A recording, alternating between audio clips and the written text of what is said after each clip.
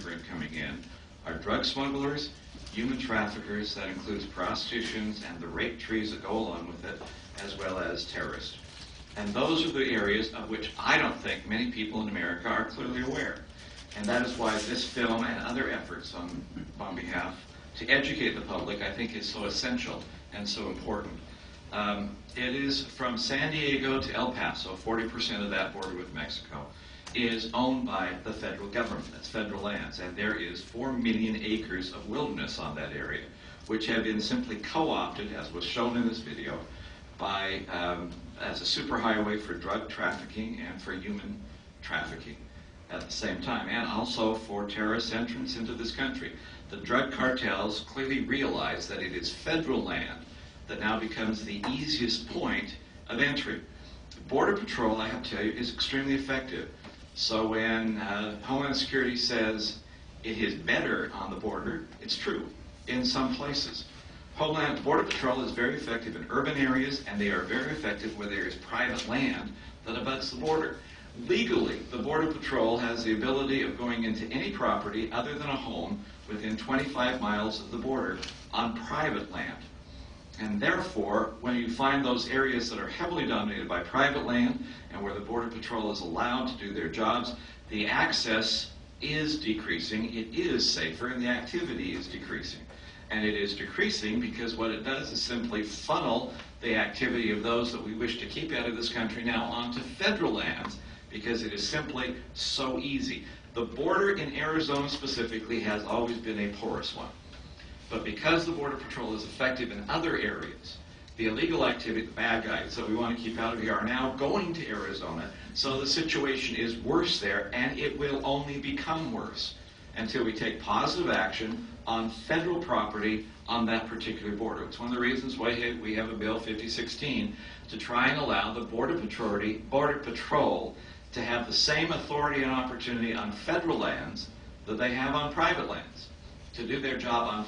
And I'm sorry, you're shaking your heads. That is what I always see when we say this. This is so logical and obvious. Obviously, that's why Washington won't do it, because it is just too logical and too obvious. But what we have here is simply a concept that we on federal lands are tolerating lawlessness. And what we simply have to do is say that it will not be. And you saw the pictures in there of portions of American property that are now closed to Americans. There are national parks, Oregon Pike, for example, it's 95% wilderness, 90% of it is closed to Americans unless you have an armed escort. That is a ridiculous policy of appeasement to the drug cartels that we are doing, and our policy should simply be not 1 inch of American soil is controlled by foreign cartels. It should be controlled by us. That's the definition of a sovereign country, and there is no other possibility that should be there. It is true that our environmental policies and laws, specifically the Wilderness Act, as well as the Endangered Species Act, are taking precedence on our border over national security. And that is simply where we have got our situation screwed up. We are totally wrong in that. It goes to the opportunity that we were meeting once with Border Patrol representatives as well as Interior Department representatives, and they were so proud that they had reached a compromise on one of the electronic towers that they needed to monitor this situation.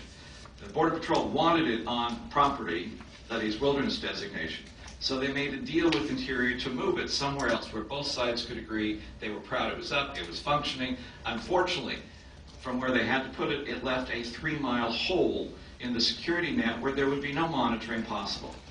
I'm sorry, it doesn't take a genius to recognize that the bad guys know this as well, and that 3-mile hole now becomes the vehicle or the access point of choice in coming across here.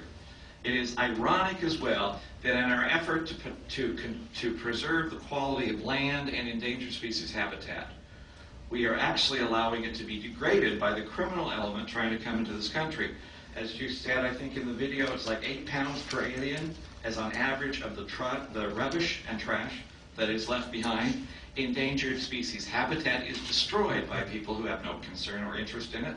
Our effort to protect the land is being destroyed by those who don't care about the land. So we end up with a net-sum game of a lose-lose situation because of us. And what becomes now so frustrating as far as a policymaker is Homeland Security is being held up by the Interior Department and Forest Service for ransom.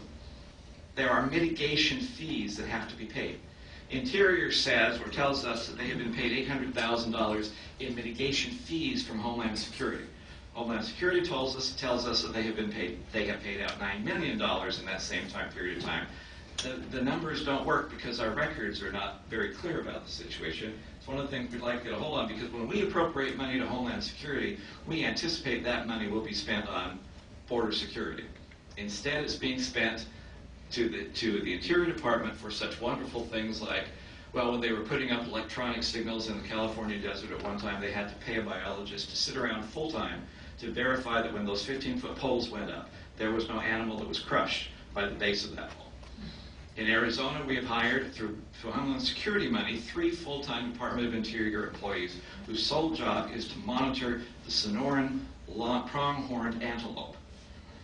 And in one area where there was 1 acre of habitat for the ocelot that was considered to be harmed by Homeland Security efforts, the mitigation effort was for them to buy 55 acres somewhere else with money from Homeland Security as the payoff for that kind of mitigation.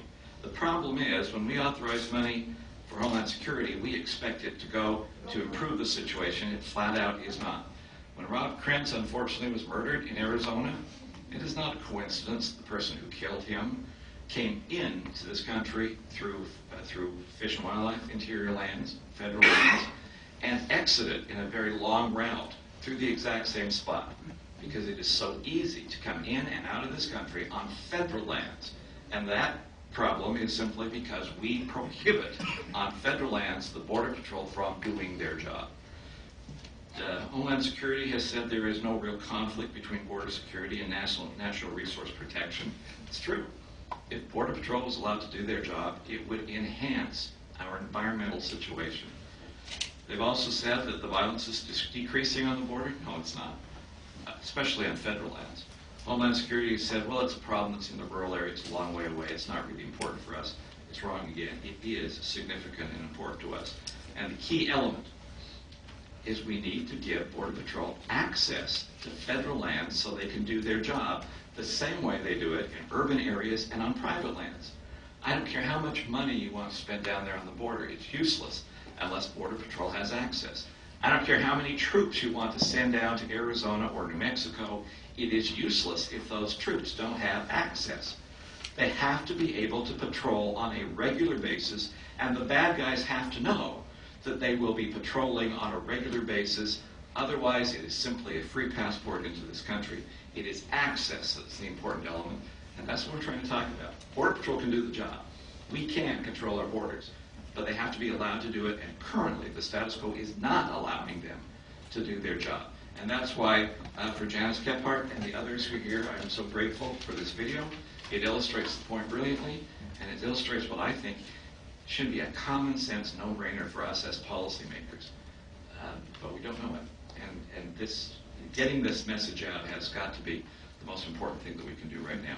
I appreciate the opportunity of being here. Janice, it's all yours.